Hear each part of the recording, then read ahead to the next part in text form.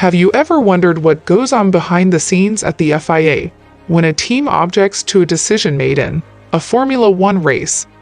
The Mercedes F1 team, driver Lewis Hamilton, and possibly millions of racing fans around the world were left scratching their heads in Abu Dhabi post the final race after a rules interpretation effectively awarded Red Bull's Max Verstappen the Formula One championship.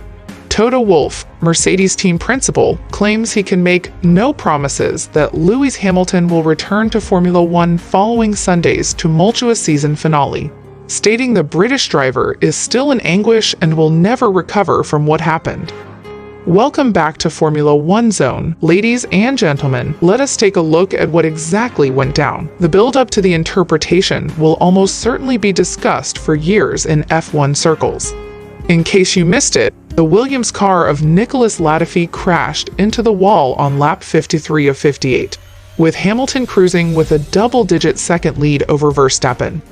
A safety car was dispatched due to the disabled car and debris. This is when things start to get intriguing. There were 5 lapped cars between Hamilton and Verstappen, and as Latifi's wreckage was cleared from the track, authorities and team representatives continued to argue about the issue. Initially, race control stated that lapped vehicles would not be permitted to roll past the leader and rejoin the group. But then, almost without warning, it was decided that the 5 cars between Hamilton and Verstappen would be allowed to overtake the safety car just before the last lap, rather than all 8 vehicles which had been lapped. The signal to restart the race was then issued. The race was subsequently restarted, with Verstappen, on soft tires, positioned right behind Hamilton's Mercedes, on older hard tires, for a 1-lap shootout. Hamilton was a sitting duck, and Verstappen made the overtake with ease, cruising to victory and the title. After the race, Mercedes claimed that restarting the race after only the 5 cars, rather than the 3 lapped cars behind Verstappen, were allowed to pass the safety car was in violation of the sporting regulations, which state that once the last lapped car has passed the leader, the safety car will return to the pits at the end of the following lap.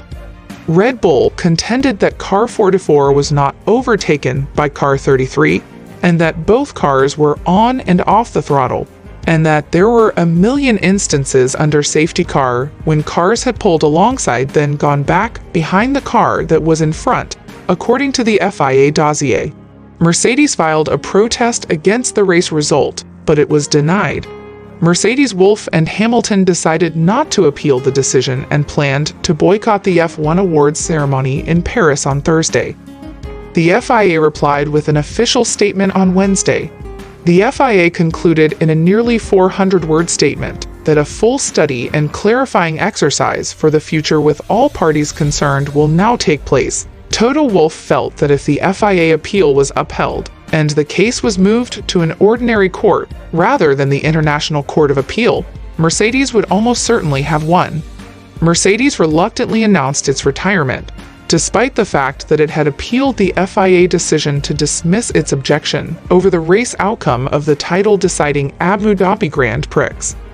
Mercedes has since committed to holding the FIA accountable in the future while refraining from bringing the matter to court.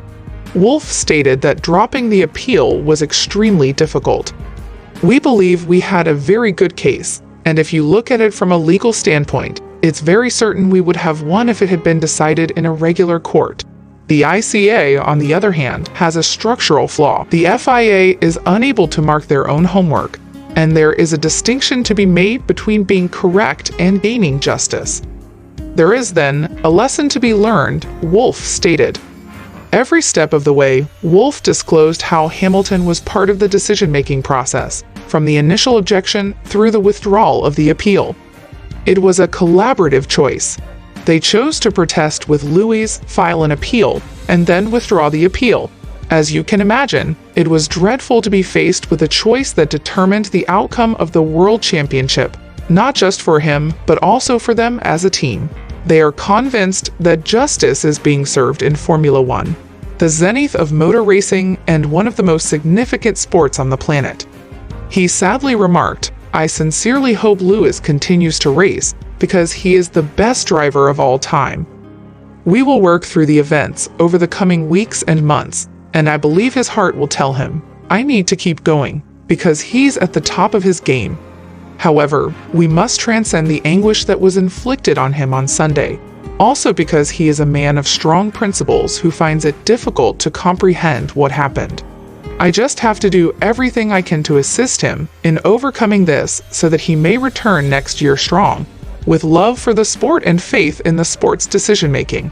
On Sunday, confusion prevailed as race director Massey reversed his decision to allow lapped vehicles to pass the safety car just before the final lap, enabling Verstappen a clear run at championship leader Hamilton in the final minutes. After the FIA said on Wednesday that it would review the procedure and decision-making around the race's finale, Mercedes refrained from any further action, but Wolff furthered up his criticism on Thursday, stating, "It was not just a terrible call, it was a haphazard interpretation of the rules that left Lewis vulnerable." Lewis Hamilton had been deprived of a well-deserved world title due to decisions made in the final 4 minutes of this race. We all can approve that in the last 4 races, he had driven flawlessly. From the start, he held a dominating lead. He took the lead at the start and never relinquished it, and depriving him in the final lap of the race is too harsh. It is not only about a decision to change the race director, Wolff continued, adding that he had no desire to speak with Massey. The system as a whole needed to be improved. He wished there had been more consistency in decision-making year-round, but the most crucial decision was the one which decided the world title. Horner told a press conference in Paris, before the FIA annual prize-giving banquet, that a lot of noise was made about it, but that's the way it is. Many factors seem to be working against them, but things tend to balance out over the course of the year. Lewis Hamilton could be fined if he refuses to attend the season's end awards ceremony. Mohammed bin Salman, the new president of the FIA, has refused to rule out disciplining Lewis Hamilton for his boycott of the organization's awards event. Neither Hamilton nor Wolff were in sight, despite the fact that the top 3 drivers in the championship are required to attend. Regardless of who you support or favor, it feels unfair that Hamilton missed out on a record-breaking 8th World Championship due to a crash that was beyond his control. Hamilton can count himself unfortunate in any case, but the amount to which he may or may not have been flat out let down by the powers that be will be determined through the appeals process. What are your views on this? Let us know in the comments down below, and while you are there, do not forget to like, share, and subscribe to Formula 1 Zone and click on the bell icon so you never miss out on any video from us.